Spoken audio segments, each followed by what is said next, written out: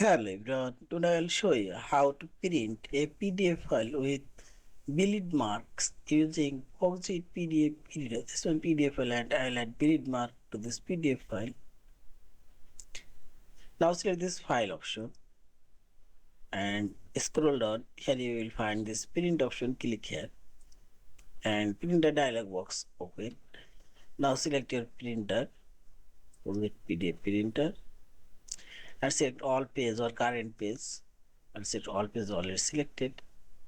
And selected scale printing fit to the printer margin remain default, and here you will find this bleed marks option. Check mark here. Now select OK and save as a PDF file. Create new name and say this. Our bleed mark PDF file now printed,